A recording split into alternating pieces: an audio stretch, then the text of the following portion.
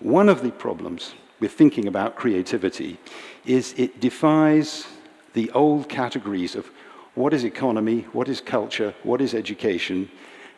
This is a quotation from a United Nations survey, which is repeated every 3 years, looking at the global creative economy.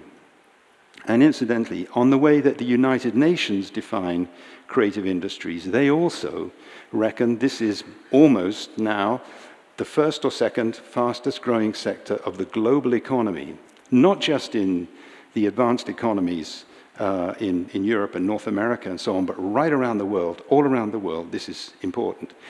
And the thing that I thought was interesting in this definition is it highlights the extent to which you cannot only measure this stuff in economic terms, you have to integrate the economic understanding with the cultural understanding.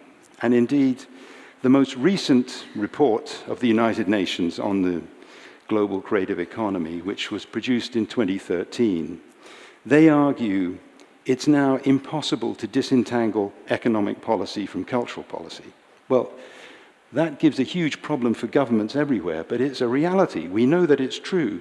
The culture of a city, the culture of a country is what produces its economic success or its economic failure. And in the same way, if you're a gardener or a farmer, you plant a seed in soil where you know it will prosper.